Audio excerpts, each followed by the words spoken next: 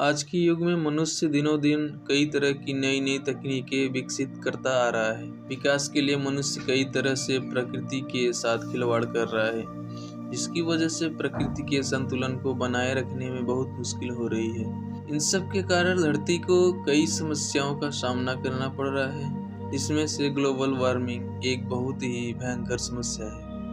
Global warming हमारे देश के लिए नहीं अपितु पूरे विश्व के लिए बहुत बड़ी समस्या है। सूरज की रोशनी को लगातार ग्रहण करते हुए हमारी पृथ्वी दिनों दिन गर्म होती जा रही है, जिससे वातावरण में कार्बन डाइऑक्साइड का स्तर बढ़ रहा है। इस समस्या से न केवल मनुष्य बल्कि धरती पर रहने वाले प्रत्येक प्राणी को नुकसान पहुंच रहा है और इस समस्या से निपटने के लिए प्रत्येक देश कुछ न कुछ उपाय लगातार कर रहा है, परंतु यह ग्लोबल वार्मिंग घटने की बजाय निरंतर बढ़ ही रहा है। इस समस्या से निपटने के लिए लोगों को इसका अर्थ, कारण और प्रभाव पता होना चाहिए, जिससे जल्द से जल्द इसके समाधान तक पहुंचा जा सके।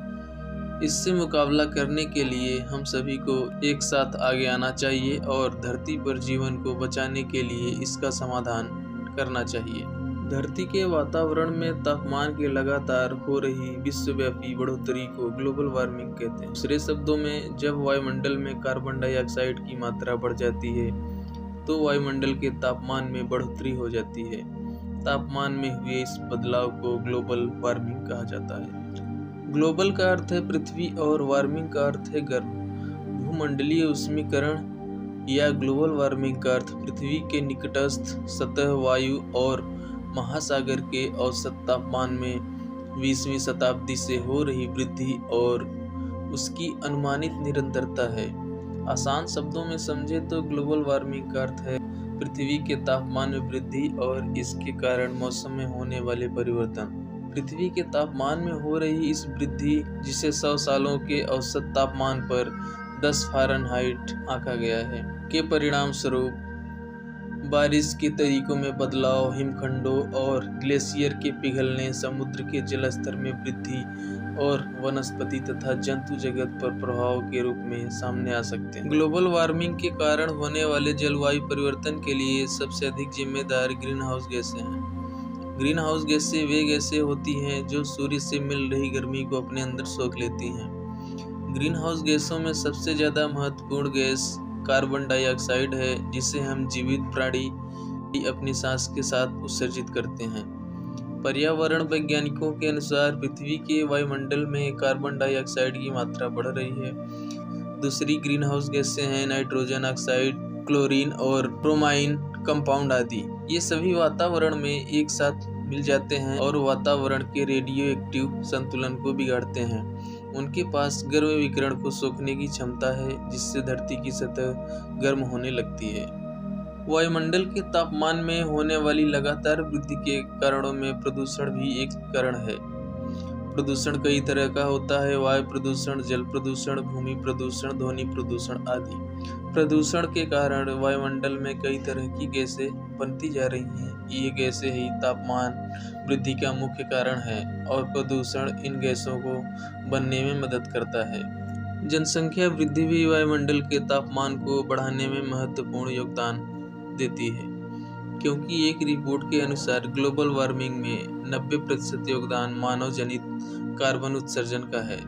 शहरीकरण को बढ़ावा देते हुए शहरी इलाकों में कारखानों और कंपनियां लगातार बढ़ती जा रही हैं, जिससे विषैले पदार्थ, प्लास्टिक, रसायन, धुआं आदि निकलता है। ये सभी पदार्थ वातावरण को गर्म करने का बखूबी कार्य करते हैं। मनुष्य अपनी सुविधाओं के लिए प्रकृति से छेड़छाड़ करता रहता है। मनुष्य ने धरती के वातावरण को संतुलित बनाए रखने वाले पेड़ पौधों को काटकर वातावरण को अत्यधिक गर्म कर दिया है, जिसके कारण समुद्र का जल स्तर बढ़ रहा है। समुद्र के इस तरह जल स्तर बढ़ने से दुनिया के कई हिस्से जल में लीन हो जाएंगे, भारी तबाही मचेगी। यह किसी विश्व युद्ध या किसी एस्टेरॉयड के पृथ्वी से टकराने से होने वाली तबाही से भी ज़्यादा भयानक तबाही होगी। यह हमारी पृथ्वी के लिए बहुत ही हानिकारक सिद्ध होगा। अंटार्कटिका में ओजोन परत में कमी आना भी ग्लोबल वार्मिंग का एक कारण है। CFC गैस के बढ़ने से ओजोन परत में कमी आ रही है।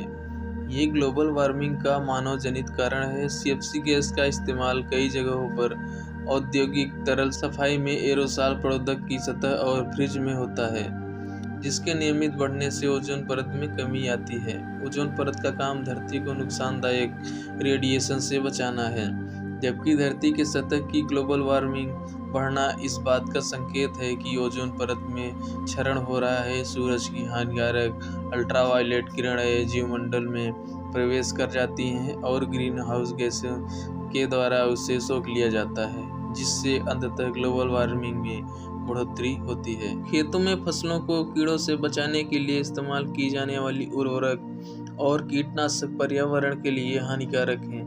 ये केवल मिट्टी को ही प्रदूषित नहीं करते, बल्कि पर्यावरण में कार्बन डाइऑक्साइड, मीथेन और नाइट्रस ऑक्साइड जैसे गैसों को छोड़ती हैं, जो ग्लोबल वार्मिंग के लिए जिम्मेदार हैं। ग्लोबल वार्मिंग के बढ़ने के साधनों के कारण कुछ वर्षों में इसका प्रभाव बिल्कुल स्पष्ट हो चुका है। अमेरिका के भूगर्भीय सर्वेक्षण के अनुसार मोंटाना ग्लेशियर राष्ट्रीय पार्क में 150 ग्लेशियर हुआ करते थे, लेकिन इसके प्रभाव की वजह से अब सिर्फ 25 ही बचे हैं। बड़े जलवायु परिवर्तन से तूफान अब और खतरनाक और शक्तिशाली होता जा रहा है। तापमान अंतर से ऊर्जा लेकर प्राकृतिक तूफान बहुत ज़्यादा शक्तिशाली होते जा रहे हैं। 1895 के बाद से साल 2012 को सबसे गर्म साल के रूप में दर्ज किया गया है। ग्लोबल वार्मिंग की वजह से बहुत सारे जलवायु परिवर्तन हुए हैं, जैसे कि गर्मी के मौसम में बढ़ोतरी, ठंडी के मौसम में कमी, तापमान में वृद्धि, वायु चक्रण के रूप में बदलाव, जेट स्ट्रीम, बिना मौसम बरसात, बर्फ की चोटियों का पिघलना, ओजोन परत में क्षरण, भयंकर तूफान, चक्रवात, बाढ़, सूखा आदि।